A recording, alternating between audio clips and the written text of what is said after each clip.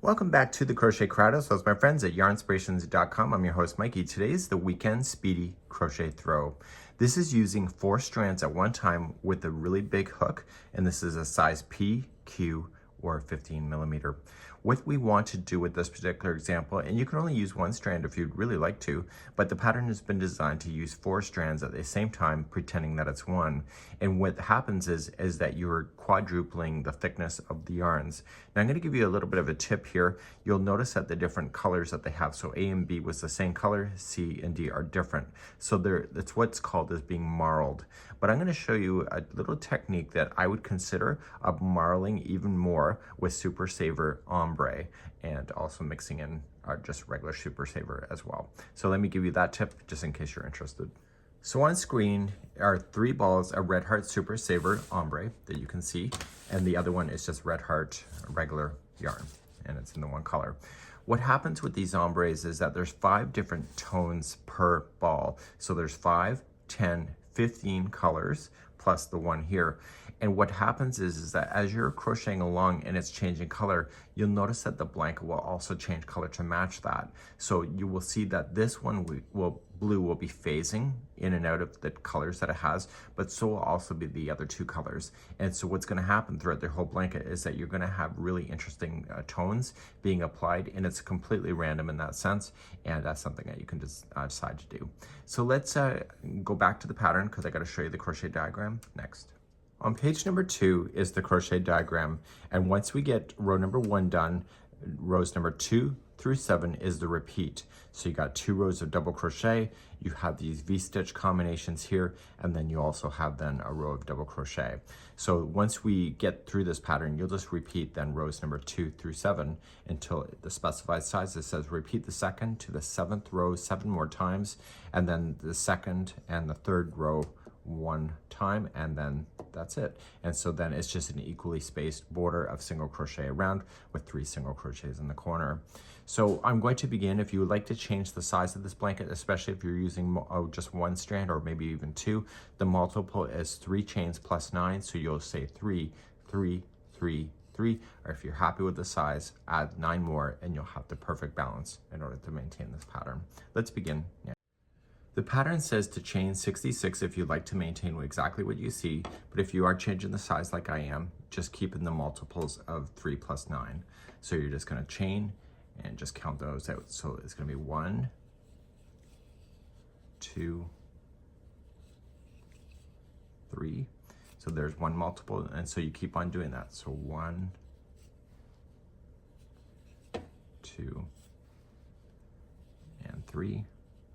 If you're not happy with the width yet, just keep adding 3s. So 1,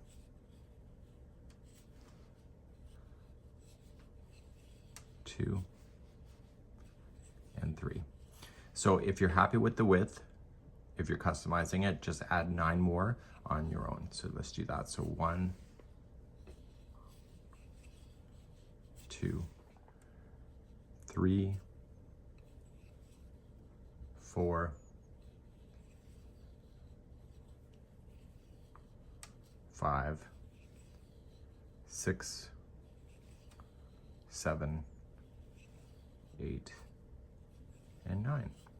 So now I'll have the proper balance, and we can then start officially row number 1.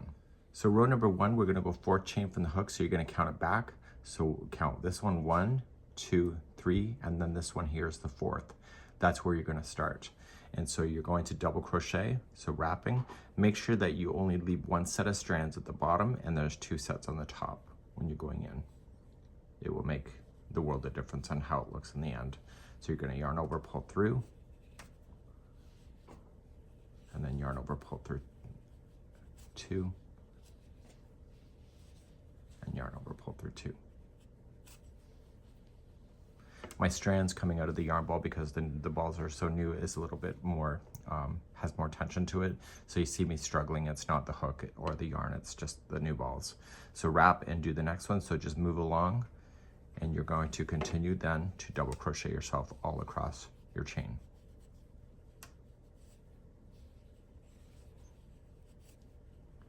Okay, so keep on moving. And you see how big this is in my hands, the stitch work. So you can see this is the kind of blanket you can really do in a weekend if you have time. Make sure that you are grabbing all the strands when you go through, and continue all the way across your chain. And I'll be right back in a moment. So just working away on my little swatch, going all the way to the end. I find this size of hook is better over top of my lap than it is on a table, just so you know. So if I look like I'm struggling, I kind of am. And it's just because the hook is so exaggerated and etc. And that's my excuse, and I'm going to stick with it today. So once you get that done, you are then going to turn your work, and you're going to begin then row number 2. So row number 2, you are going to chain up a total of 3. So make sure you grab all the strands, 1 and 2 and 3. That counts as the first stitch that it's coming out of. So your next one is right here, and so you'll double crochet yourself then all the way across your row once again, like you had been across your chain. So now that you got more in your hand, it's a lot easier to use. And look how the colors that I chose are really kind of blending together really well. And the 3 of the 4 colors will start transitioning at some point of changing its tones. And so it changes the whole behavior of the blanket as far as color wise, which I think is going to be kind of fascinating. So let's continue this across for row number 2. So I'm coming all the way to the end. Don't forget the turning chain right here. People tend to miss that because it looks like it gets tucked in. So make sure you go into the top of the chain. Don't go right into the space itself, go right into the chain work. When you go to complete an edge like this will always stand out a little bit. So if you think that it's wrong, it's not, it's just the way that the stitch work works on regular double crochet. So let's turn our work and begin row number 3. In row number 3, we're going to chain up 3. So 1, 2, and 3, and then go into the next one. So this is the same one coming out of the first. So you're just going to double crochet yourself all the way across once again. So please do this, and I'll see you on the other side in a moment. And coming up near the end, and don't forget about that turning chain matters. Okay, so it looks like it blends in using new crocheters. Always miss it. So it's right here. So go right into the chain work itself, never to a full space. And that will complete row number 3. So let's turn our work, and we're going to begin number 4, and now that's that fun stitch that you see in the blanket that you notice most. Let's begin row number 4, 5, and 6. They're all the same, and we're going to start by chaining 3. So 1, 2, and 3, and that's your first double crochet, and you'll come into the very next one available to you.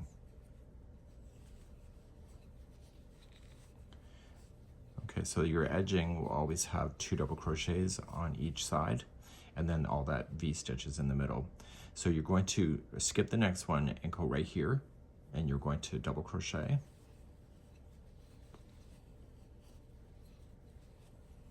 And then you're going to chain 1, and then in the same one, double crochet again. So you're creating a V stitch that is 1 double crochet, chain 1, 1 double crochet. Once you have that done, you're going to skip the next 2, 1, 2, and go right here. And that will be the repeat going all the way across. So you'll do a double crochet first. Okay, chain 1, and double crochet again. And then to jump to the next one, how many do you gotta skip? It's 2, so 1, 2. And then do another V-stitch. And I want you to complete this going all the way across, and I'll meet you near the end where I'll show you how to finish, just to make sure that you understand that. So I'm technically putting in my last V-stitch here. You'll get close to the end eventually, 2, and your V is in. And so if it's your last V-stitch in, there should be a total of 3 stitches left. So 1, 2, and 3. Remember that turning chain is 1. So skip only 1 then, and double crochet into the next one after that.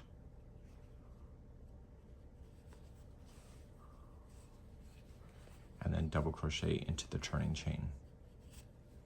So remember, go right into chain work, do not go into a space. Okay. And then that was row number 4. Turn your work, and let's do number 5. Let's do number 5. You're going to chain up 3, counts as your first double crochet. and you're going to double crochet immediately into the next one here. So remember the edging I talked to you about, it's always got 2 double crochets on it. So now that the V-stitch is already in before, that's all you got to look for. Look for the V-stitch, look for the chain 1 that separates the V itself, and you're just putting a V-stitch right into that space. When you go, okay, then you're going to chain 1 and double crochet again into that space, and then now that V-stitch is complete. So I look for the next V-stitch, go right in the chain 1, and you're going to do this all the way across. So I'll meet you close to the other side in a moment. So I'm coming all the way across. I'm in my last V-stitch here.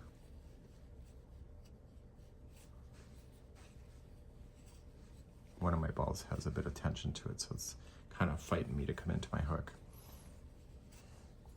So just watch your tension on your balls. So once you get your last V-stitch in, you have your 2 finals. So you're going to go into the second last one before the edge. Just double crochet and then come into the turning chain again into the top of the chain, not a space. Okay. And now we're going to turn our work and do that. So row number 6 is identical to what you just did. So chain up 3, put your double crochet in the next one.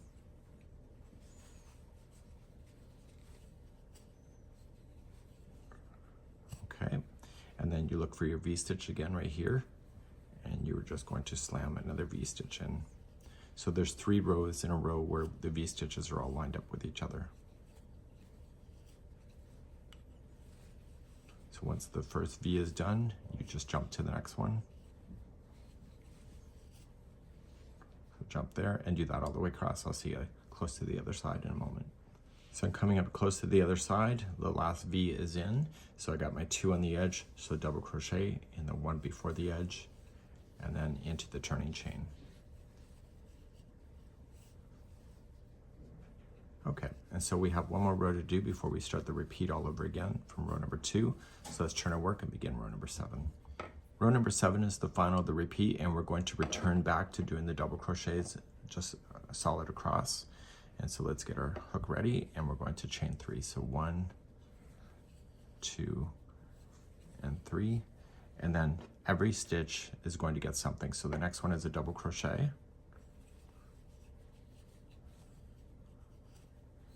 Okay, and then the next is the V-stitch. So you'll put it in the first side of the V, a double crochet. And then you're going to go into that chain 1 space where you normally would have put a V right there, put in a double crochet right into the space instead. And then on the other side of this V right here, you're going to place in another double crochet. So I need you to put in a double crochet in every stitch, including chain 1 spaces, all the way across, and you'll be filling in the V shape as you go. So 1 in the first leg of the V here.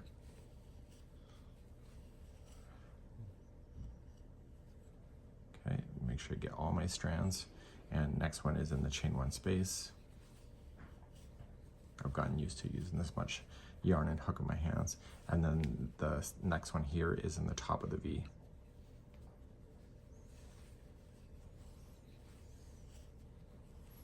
Okay, so please do this all the way across, and I'll see you on the other side in a moment. So coming to the other side, the last 2 have your double crochets, which is the 1 double crochet that's part of an edge, and then your turning chain is the final. And that completes your whole repeat of 2 through 7. So let's turn our work and let's yap about what you need to do. So just kind of pulling down here, it will straighten up your edges. So what you need to do, there's video chapters here in the video description. And what you can do is just reverse back now the time marker to row number 2 and do that all the way through 7 again and again. And you have to do that a total of 7 more times. Okay, so once you have it done once, you'll do 2 through 7, 7 more times. You'll then repeat rows number 2 and 3 one more time. And so that means that you'll have the balance of your stitch work on the opposite side of this. So eventually you're going to have to weave in your ends. And so whenever a yarn has run out, you will have yarns that you need to take care of. We have videos available for that. But what I would strongly consider doing, don't weave them together as a main bunch, but do it individually. and you'll have better success. So you can just finish off your yarn when you're ready to do that, and use a tapestry needle to close it down. So placing in your tapestry needle to the individual strands itself, you just want to weave it back and forth and get it caught. Now don't go in between all of the plies. What I'd recommend is put the needle so it goes through plies. So just be careful just to kind of snag it through the plies itself, not just going in between the strands, and that will really help it get stuck. Okay, and you want to go back and forth a total of 3 times. So any times that you had to change your yarn over, I'd strongly recommend that you take the time and put it onto a tapestry needle and hide in the ends. And this would be the weekend Speedy Crochet blanket. You can see how much I just did here in this short time frame. So a weekend, you know, you can get probably at least 1 done, depending if you have a life or not. That's it for today, and we hope you have a great afternoon. We'll see you again. Bye-bye.